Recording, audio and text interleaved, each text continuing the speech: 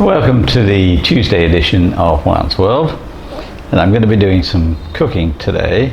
Yesterday was Valentine's Day, and that usually falls in the carnival season, and there are things that you can do that are associated with the day, but it's not a day I celebrate.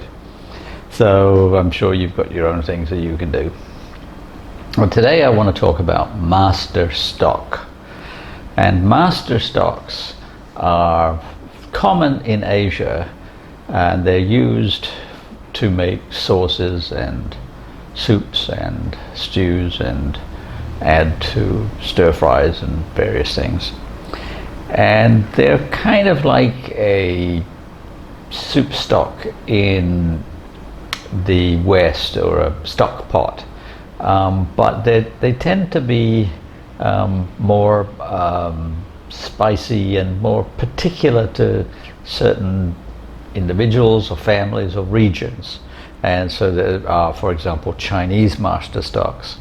There are supposedly master stocks that have been boiling away day after day for centuries in certain families and have become very famous.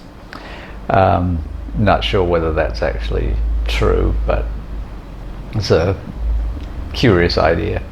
But in Cambodia, in the marketplaces, they frequently have stalls that serve soups that have noodles in them, and then you can add fish or pork or vegetables or whatever. Very cheap. You can get a bowl of soup with noodles and assorted toppings for $1, maybe a little bit more if you go hog wild with shrimp or something like that. But these pots, they sit boiling all day, and they have strainers that they put the noodles in. They put them into the stock to cook them, and then turn them out into a bowl and ladle in some stock and some vegetables or meat or whatever, and there's your meal. And they simmer day after day after day, and they're wonderful. So what I want to do today is to show you how to start a typical Cambodian master stock, which I do quite often. I use the master stock to make noodles or dumplings, or sometimes sour soups. I can add coconut milk to make a nice soup or whatever. So let's get into it. Let's look at the ingredients.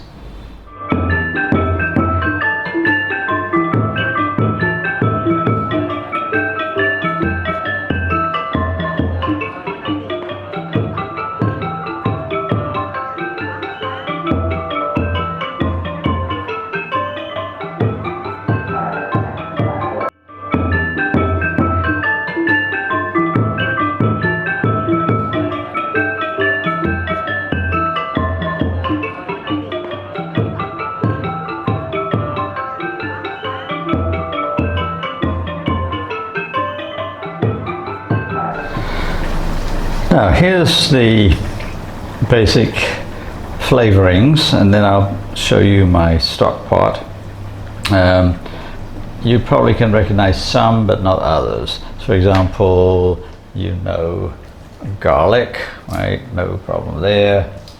Maybe you recognize ginger. It's a bit of an old root, unfortunately, but it's still pretty flavorful. And a shallot and a lime.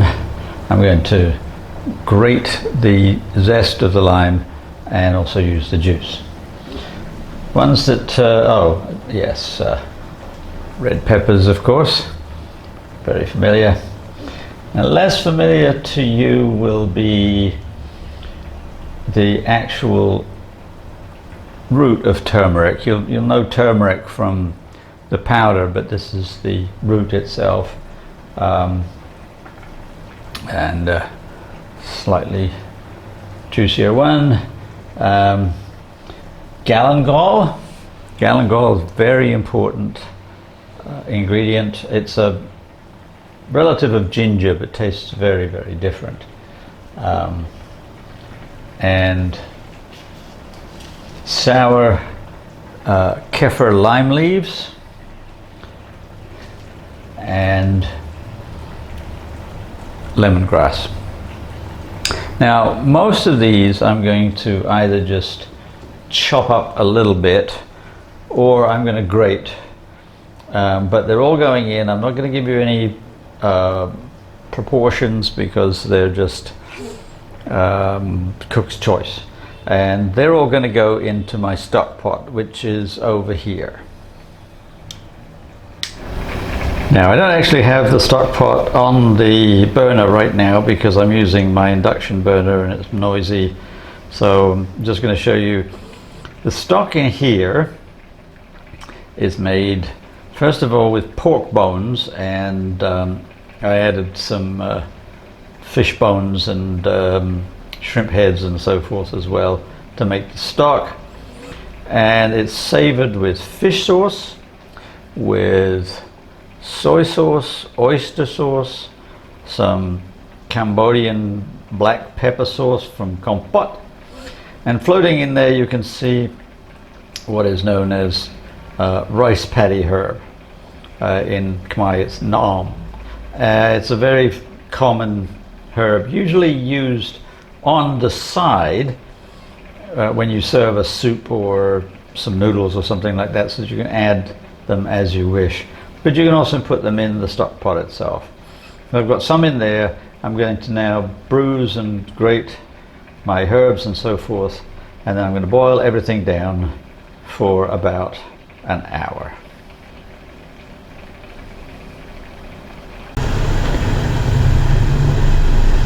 Now, after 4 or 5 hours, here's the master stock simmering away, and I'm just going to keep it simmering for a little bit longer, and then I'm going to show you a few things that I can do with it.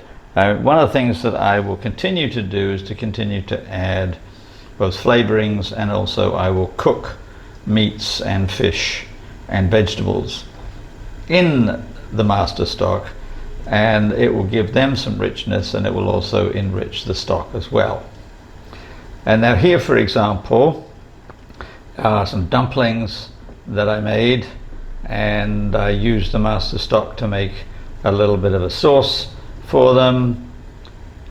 And then here is what's called a mok, which is a classic Khmer dish, usually made with fish but can also be made with pork, and you add some seasonings alongside of it as shown here. So that's the start for master stocks. I hope you have a jolly good week, and I will be back perhaps on Friday, I'm not sure, and we can either get into some recipes or I'll talk a little bit more about getting on for Lent.